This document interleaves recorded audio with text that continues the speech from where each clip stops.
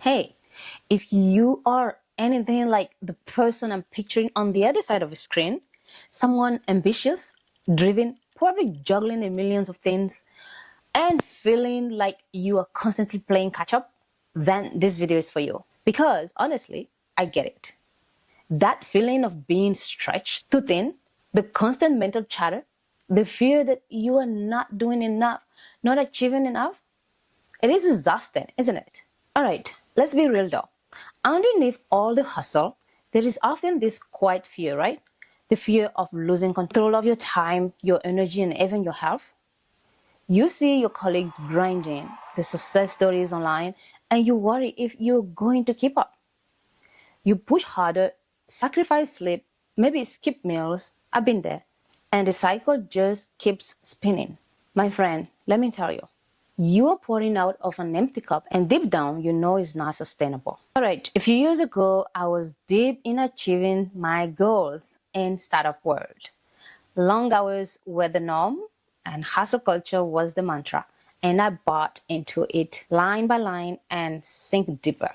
I was constantly wired, surviving on energy drink and takeouts, the healthier version. I remember one day I was in a crucial Zoom meeting and my mind just went blank. I couldn't focus.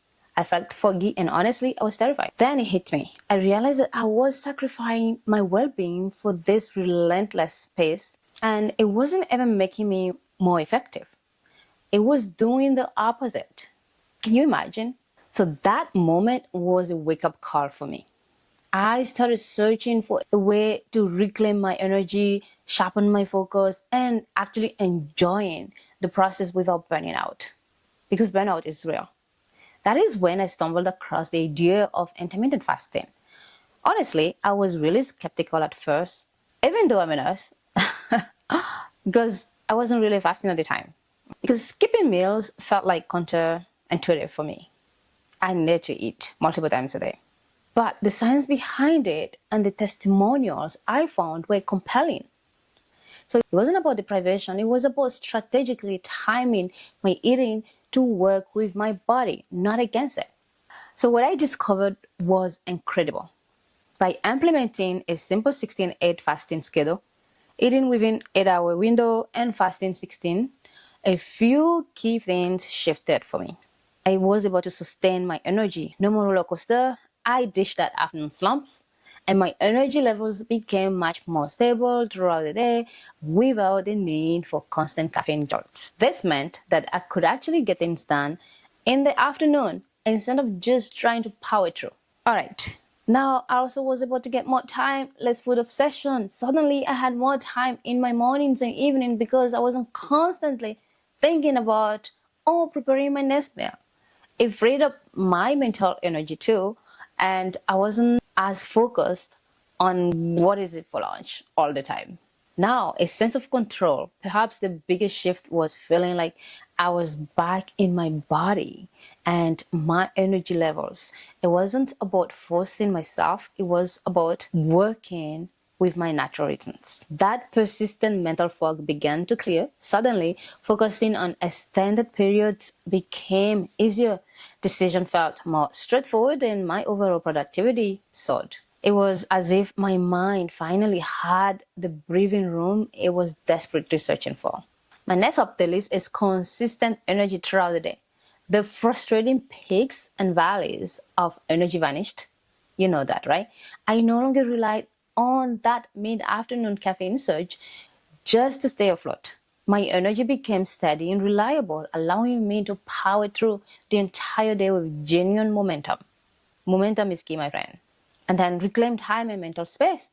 Unexpectedly, though, pockets of time opened up in my day, especially around meal prep time, right? This newfound freedom wasn't just about the extra minutes, it was about the mental energy that no longer consumed my constant food related thoughts. If you're a foodie like me, I'm pretty sure this hits home. Alright, my next up the list is a feeling of empowerment. Ultimately, the most significant change was a deep sense of being back in charge again, right? I felt more connected to my body's natural cues and rhythms, no longer feeling dictated by erratic energy levels or constant cravings. It was about gentle alignment, not forced restriction. You might be thinking, well, this is your experience, but what about the science? And let me tell you, that is important too. Research has shown that intermittent fasting can indeed lead to improved insulin sensitivity, which helps stabilize blood sugar and energy levels. And that is according to NIH studies on metabolic health.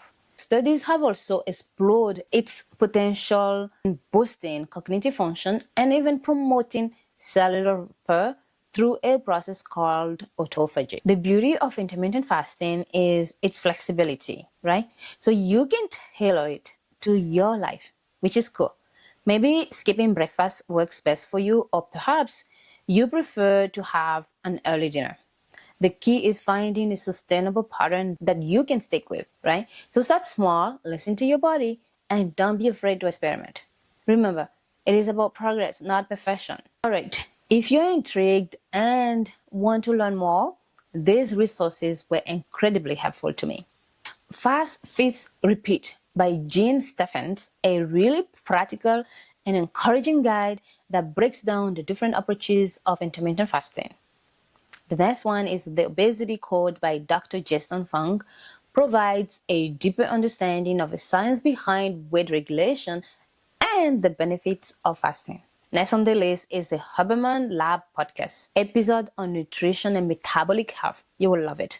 Andrew Huberman provides incredibly detailed science-backed information on optimizing our biology.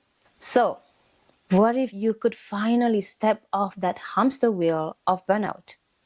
What if you could have more energy, sharper focus, and a greater sense of control in your day? My friend, intermittent fasting might just be the key you've been looking for. It wasn't a magic bullet for me, but it was a powerful tool that helped me break free from the cycle of overwhelm. And I truly believe this can help you too. Now, make sure to consult your doctor before you make any dietary changes, especially if you're going through any health challenges. I would love to hear from you, right? Have you experimented with intermittent fasting, and what are your biggest struggles with feeling overwhelmed?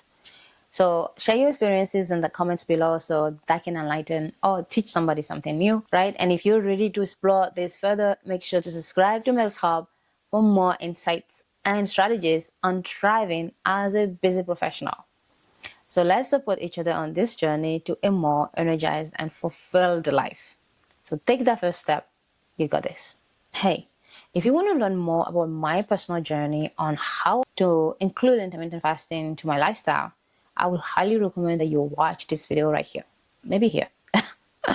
Now, I want to tell you, my friend, you deserve to feel your best, to have the energy and focus to pursue your goals without sacrificing your well-being. So take that first bold step forward, and I'm telling you, you got this. See you in the next video.